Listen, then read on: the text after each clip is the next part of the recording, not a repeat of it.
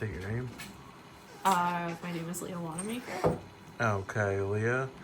What is your major or area of certification and why did you choose it?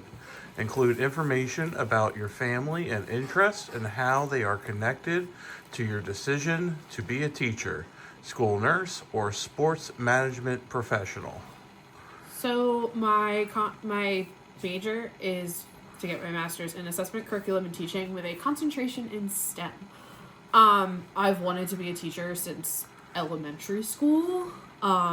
Primarily an elementary school teacher since about high school.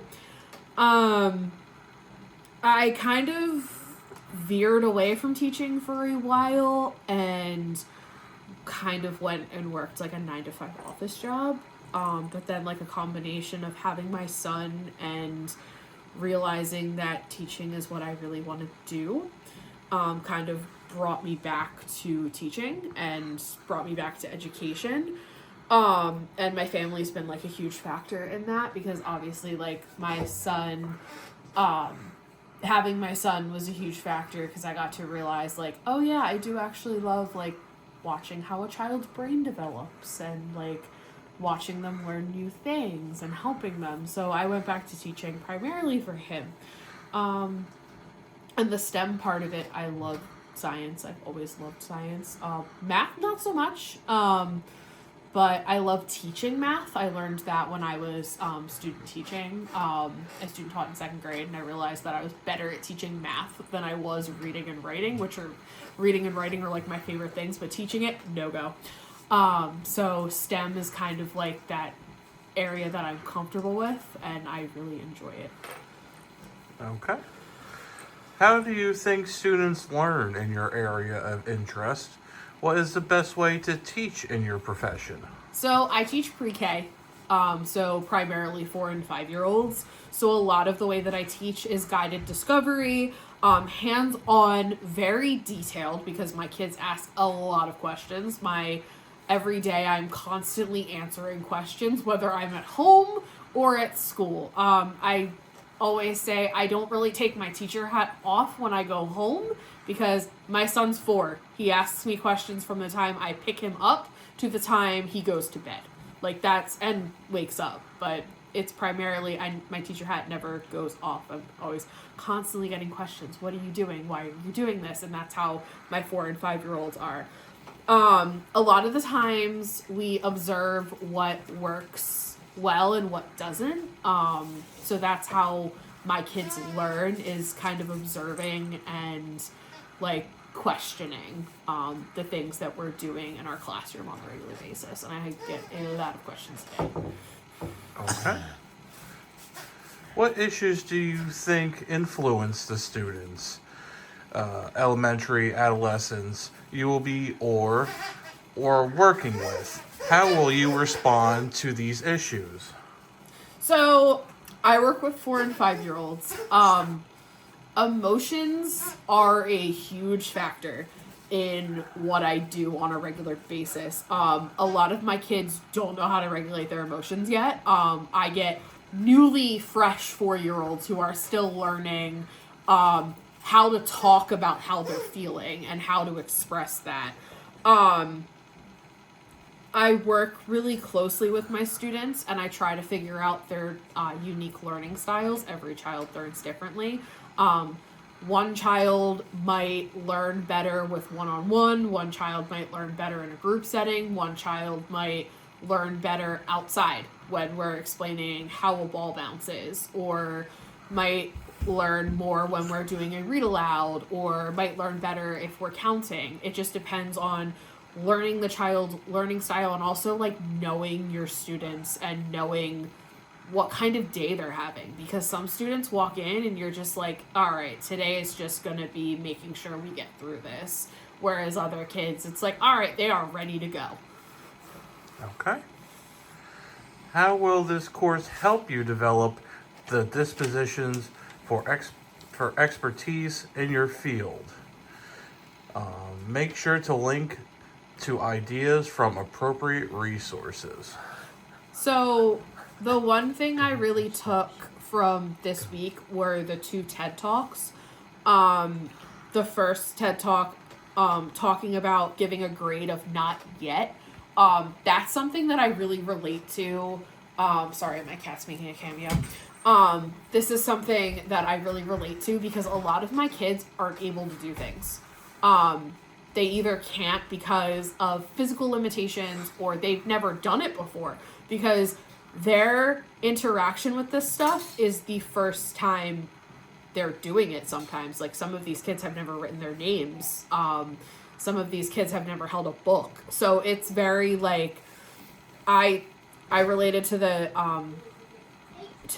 Carol Dweck's TED Talk by giving a grade of not yet, because that's how I evaluate my students. One of the rating scales on our checkpoints and report cards is not yet.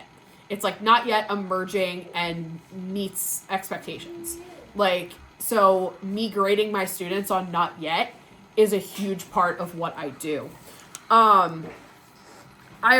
also related to, in the first reading, Dewey talking about underlying motivators. There's a lot of things that motivate students differently. Like, some of my kids are very motivated by kind of external factors, like we're working towards a pizza party, whole group, but then some kids need individualized incentives such as stickers to have a good nap time.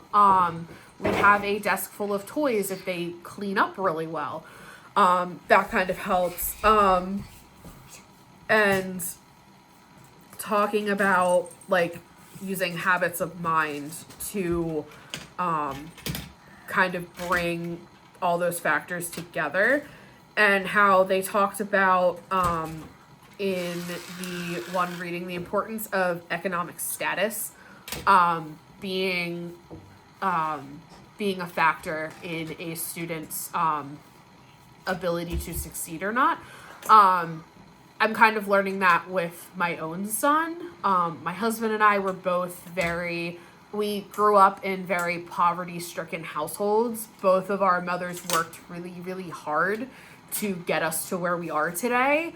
And so my husband and I both have this mindset of we are working hard to give our son the life we never had.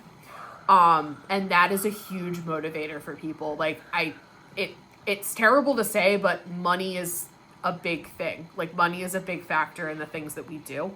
So that really stuck out to me when it talked about like the socioeconomic status with students with better educated parents tend to be more successful, which I'm seeing we are trying to set our son up for success. So I related to that really well.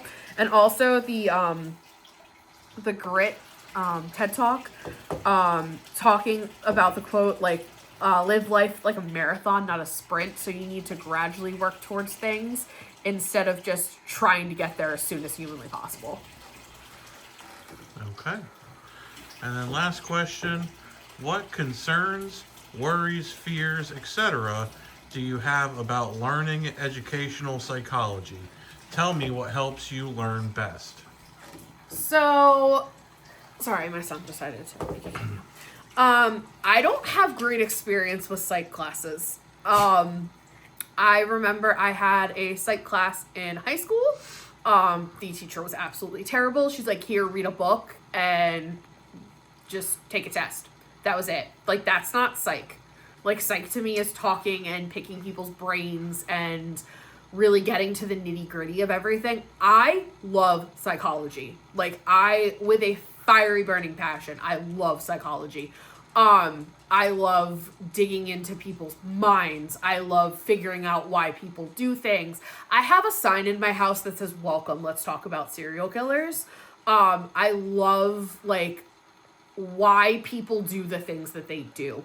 So that to me is, like, one of the most devastating things is, like, I've never had a professor that has taught psychology to me in a way that made sense, or, like, to a point where, like, I felt like I related to stuff. Like, I love talking about psychology with people. I love talking about Pavlov's dogs. I love talking about the different people behind psychology. So to me, my educational standpoint of psych has not been the greatest. So when I was like, oh great, another psychology class. But so far I've been pleasantly surprised. I enjoy getting feedback. I like knowing that I'm doing well. I like being told, hey, this is good, or hey, this is what you can work on. I'm very bad with criticism, so if I feel like I'm being criticized, I shut down. As my husband's laughing because, he knows that. And yeah, so I take feedback and I run with it. Like, I'm gonna be constantly trying to better myself. So I guess just giving me good feedback and making sure that I'm doing what I'm supposed to. Yeah, so that's it. Okay. Well, thank you for answering all those questions. Thank you.